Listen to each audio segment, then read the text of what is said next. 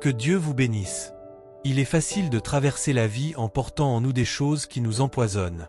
L'orgueil, la jalousie et le manque de pardon. Nous ne réalisons pas que cela contamine notre vie. Et tant que ces choses sont là, elles bloquent les bénédictions qui nous appartiennent. Dieu a déjà fixé des moments pour être bon envers vous, pour vous accorder sa faveur, ouvrir des portes, renverser des situations difficiles. Mais nous devons être en alignement avec lui pour que cela arrive.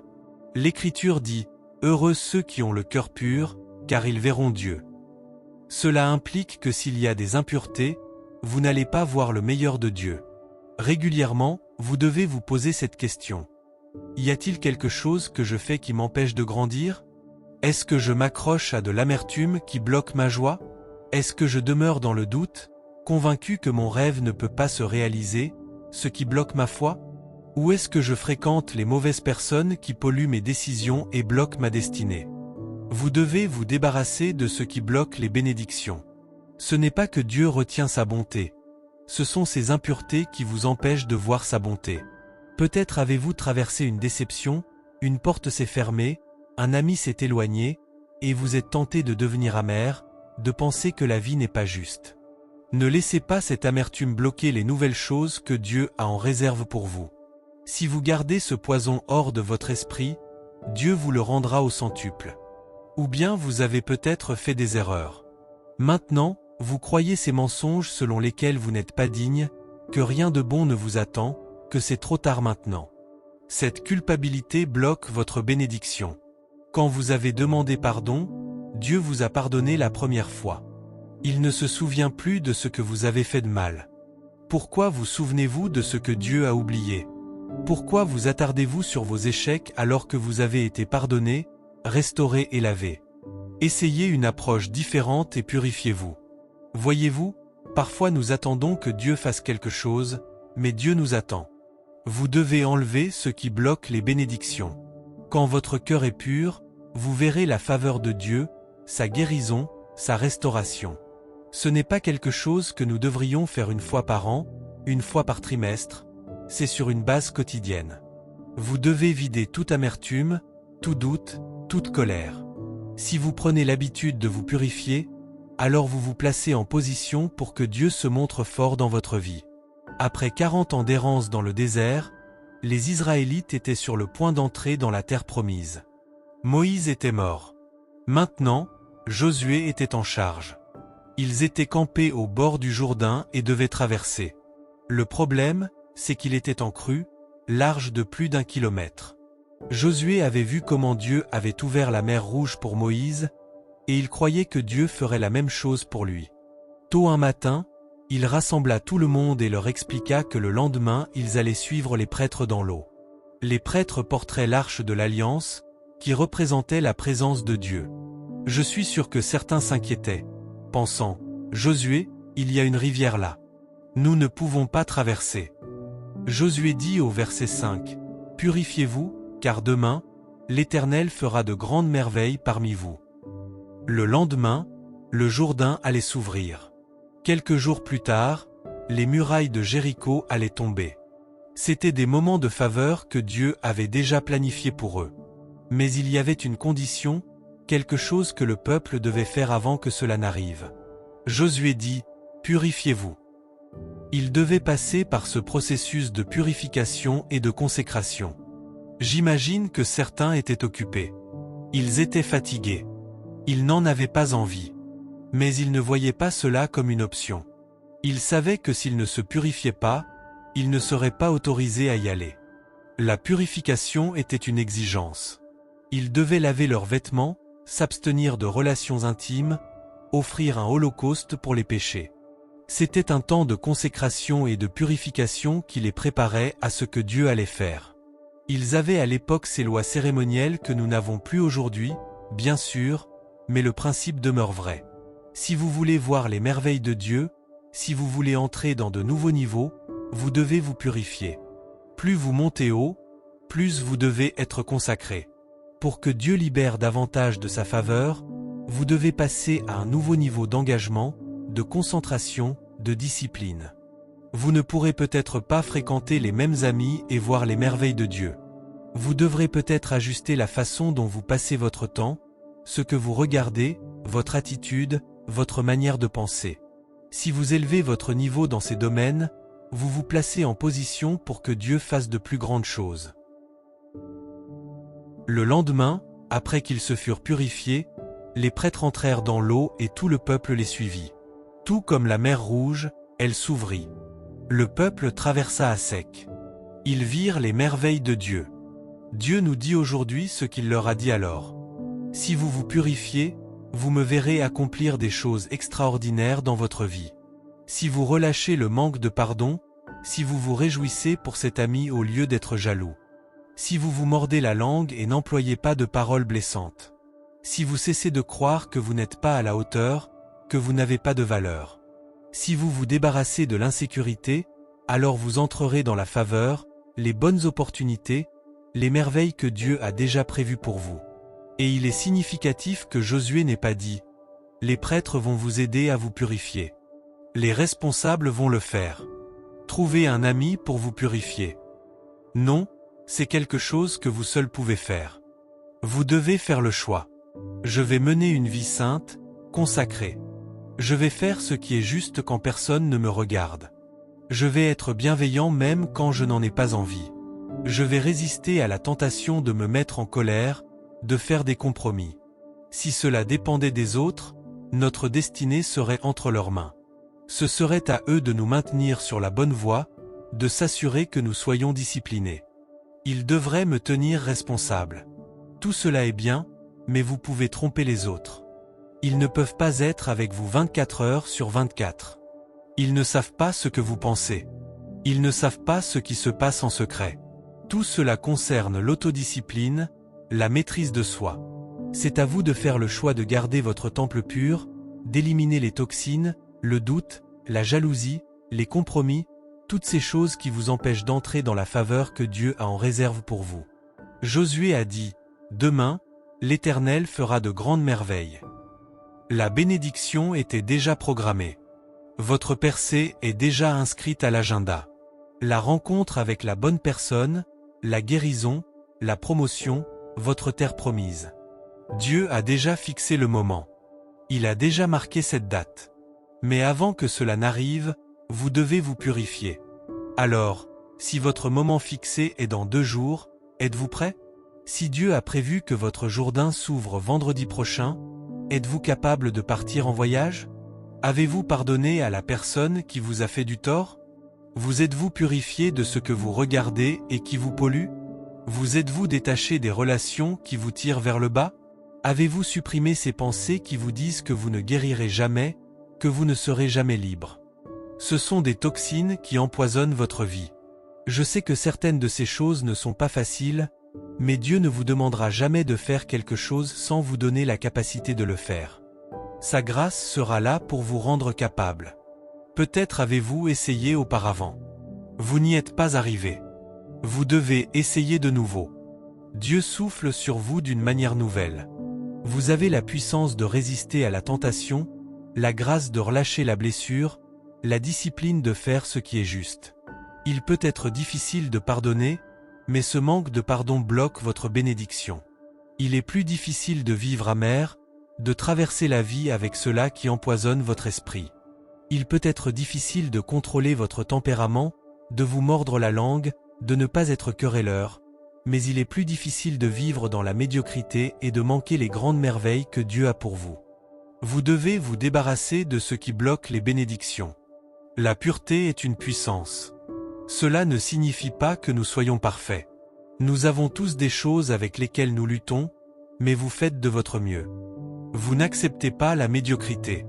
Vous faites chaque jour des pas pour vider le négatif, pour relâcher la blessure ou pour vous pardonner vos erreurs. Dieu vous voit faire votre part. Vous êtes en position de voir sa faveur d'une manière plus grande. Il est intéressant de voir comment Dieu a conçu le corps pour fonctionner.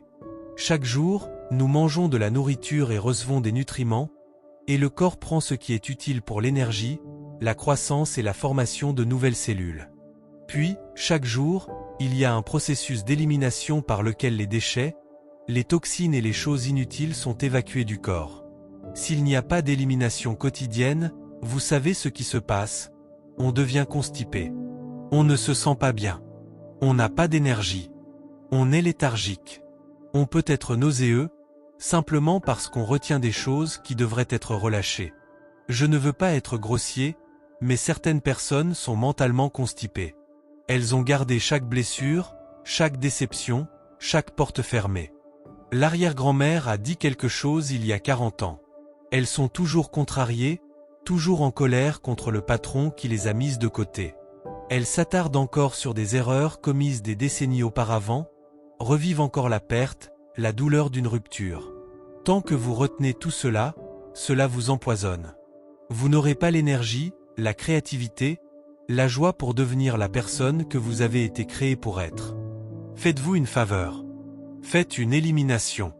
Purifiez-vous. Relâchez tout ce qui est négatif. La culpabilité, la blessure, l'insécurité. Dieu a de grandes merveilles devant vous. Il a vu ce qui n'était pas juste. Il a vu qui vous a blessé, ce qui n'a pas fonctionné.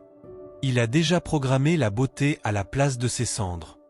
Il a déjà inscrit sur votre agenda des moyens de vous récompenser, de vous faire avancer au point que vous ne penserez même plus à ceux qui vous ont fait du tort. De grandes merveilles vous attendent, mais souvenez-vous de l'exigence.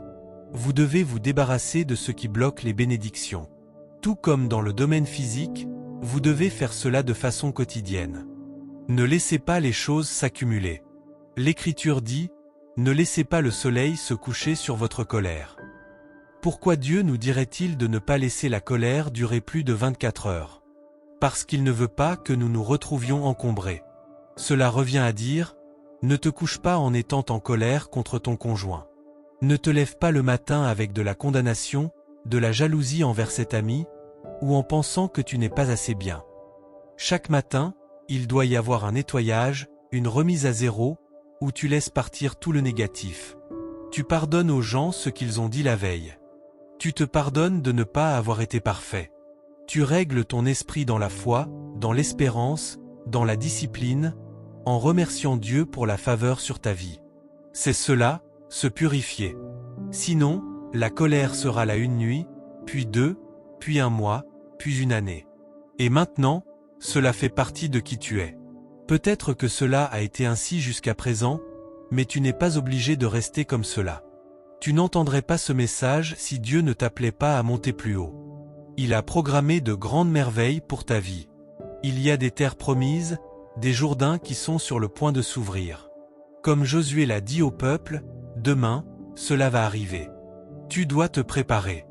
Tu es sur le point de voir Dieu se manifester puissamment dans ta vie. Mon défi pour toi est simple, assure-toi d'être prêt.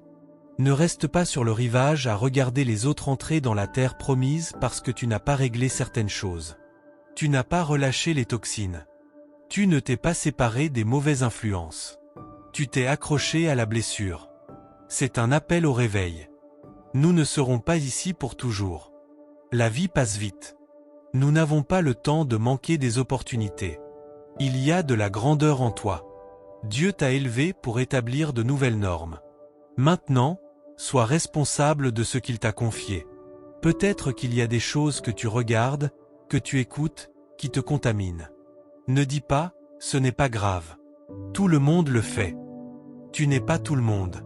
Tu es appelé à te démarquer dans la foule. Certaines émissions à la télévision montrent des gens infidèles, sans morale, des amis qui se poignardent dans le dos. Si tu regardes constamment cela, ces semences sont plantées en toi. Tu permets à cela de prendre racine. Tu finiras par produire la même chose. Ta destinée est trop importante, ta mission trop précieuse pour jouer avec des choses qui vont te limiter. L'Écriture dit que tu es un peuple choisi, mis à part et appelé par Dieu. Une version dit, un peuple particulier, pas bizarre, mais différent. Tu es censé te démarquer. Tu es censé être l'exception. Tout le monde fait des compromis. Pas toi. Tu as été mis à part. Mais Joël, tous mes collègues se plaignent et critiquent l'entreprise. Ils arrivent tous en retard et prennent des raccourcis. C'est très bien. Tu n'es pas responsable de leur vie, mais ce n'est pas qui tu es. Tu es au-dessus de cela. Tu as été appelé à vivre avec intégrité, honnêteté et excellence. Quand ils se plaignent, Ne laisse pas ce poison entrer en toi. Ne te joins pas à eux pour ajouter au problème. Sois une partie de la solution. Sois reconnaissant d'avoir un travail. Seigneur, je te remercie de m'avoir béni avec ce poste. Ils arrivent en retard, sois l'exception. Arrive en avance. Fais plus que ce qui est demandé. Paul a dit en 2 Corinthiens 6 verset 17, « Sortez du milieu d'eux et soyez séparés, dit le Seigneur. » Dieu ne cherche pas la foule qui fait comme tout le monde. Il cherche des personnes qui se séparent, qui vivent consacrées, saintes, excellentes, qui ne font pas le minimum pour s'en sortir, mais qui font un pas de plus. J'aime regarder le football, le quarterback reçoit le ballon et cherche un receveur à qui lancer la passe. Ce receveur a un défenseur, quelqu'un de l'autre équipe qui le couvre, essayant de l'empêcher d'attraper le ballon. Le défenseur reste aussi près que possible, allant même jusqu'à le bousculer. Le travail du receveur est de créer de la séparation. Il essaie de se débarrasser du défenseur pour se démarquer, afin que le quarterback puisse lui lancer le ballon. Le quarterback est prêt à faire la passe. Il est là, en attente. C'est au receveur de se dégager, de créer de l'espace pour pouvoir recevoir la passe. C'est le même principe. Dieu est le quarterback. Il est prêt à te lancer la faveur, la guérison, l'abondance. Mais tu dois faire ta part et créer de la séparation. Tu dois t'éloigner de la foule, de ceux qui font des compromis, des plaignants, des négatifs, des jaloux. Si tu sors du milieu d'eux et choisis de vivre selon une norme plus élevée, alors tu seras libre, prêt à recevoir les grandes merveilles de notre Dieu. Quelques jours avant que Josué dise au peuple de se purifier, il envoya des espions à Jéricho pour voir à quoi ressemblait la ville. Ils regardèrent autour d'eux et recueillirent les informations dont ils avaient besoin. Mais avant qu'ils puissent repartir, la nouvelle se répandit qu'ils étaient là. Les autorités parcouraient la ville pour les trouver, frappant de porte en porte. Il y avait une femme qui vivait là, nommée Rahab. C'était une prostituée. Elle fit entrer les espions dans sa maison et les cacha. Elle savait qu'ils étaient des Israélites. Elle leur dit, « Nous avons tous peur de votre Dieu. Nous savons qu'il est tout-puissant et que nous ne pouvons pas lui résister. » Les autorités vinrent frapper à sa porte et lui demandèrent si elle avait vu ces hommes. Elle répondit, « Non, ils étaient ici plus tôt, mais ils sont partis avant la fermeture de la porte de la ville. Vous pouvez sûrement les rattraper si vous partez à leur poursuite. » Pendant tout ce temps, elle les avait cachés à l'étage, sous de la paille sur son toit. Rahab avait vécu une vie qui ne la satisfaisait pas. Elle ne se sentait pas précieuse. Elle était méprisée. Mais quand ces espions sont arrivés, quelque chose s'est réveillé en elle. Elle s'est dit, « Ce n'est pas qui je suis.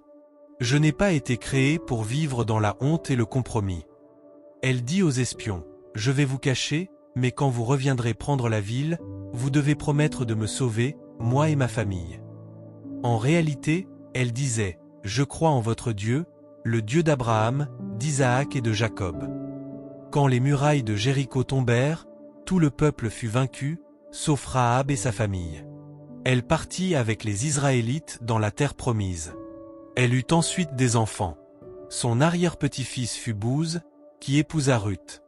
Vous vous souvenez que Ruth était la grand-mère de David.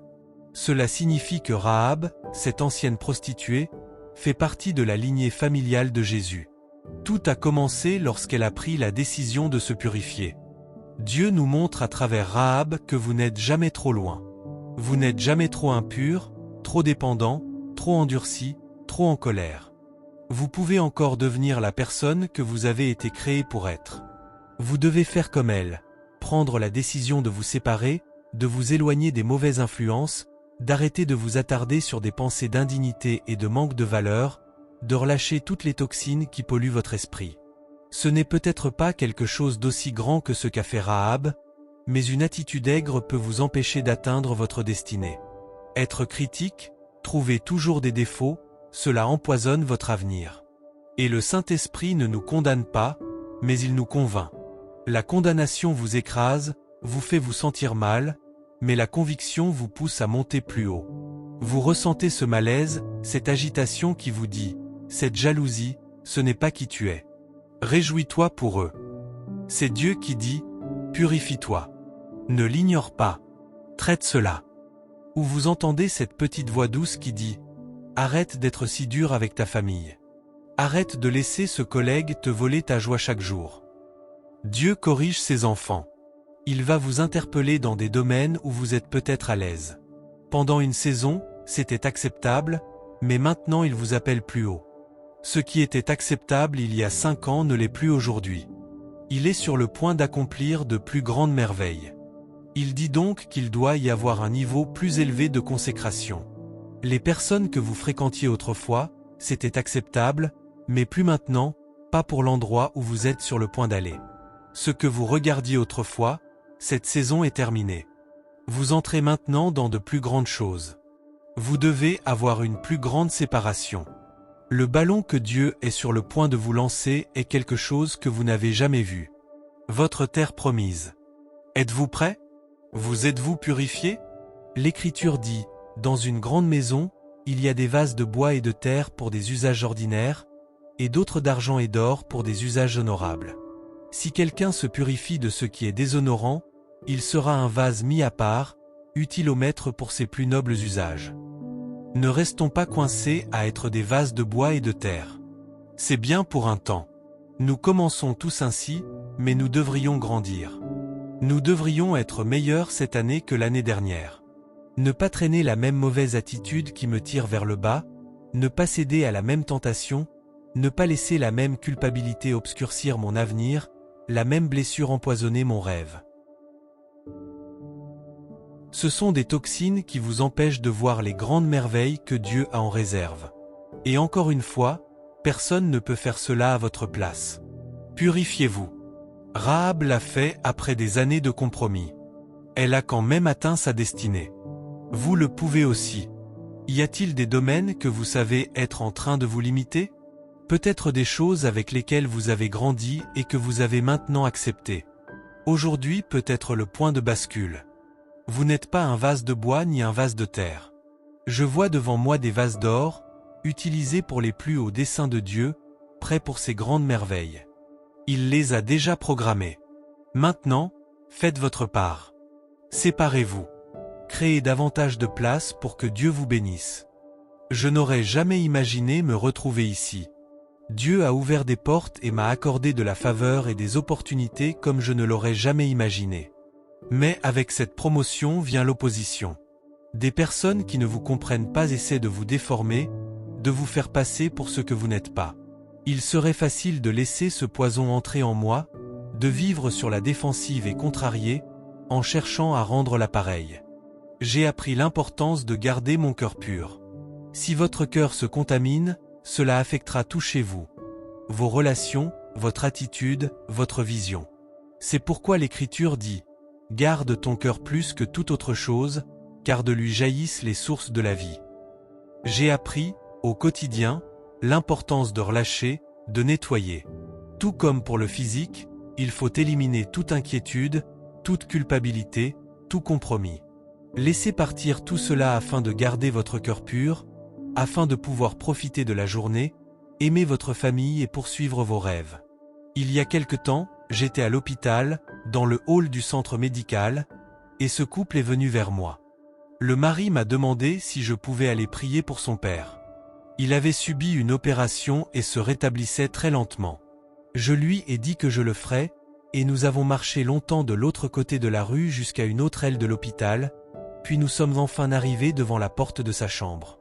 Ils ont dit, « Nous allons rester ici dehors. Vous, entrez et surprenez-le. » Je me suis dit, « Je ne sais pas trop. Je vais entrer voir un homme que je n'ai jamais rencontré. » Ils ont dit, « Allez, il va adorer. » Je suis entré.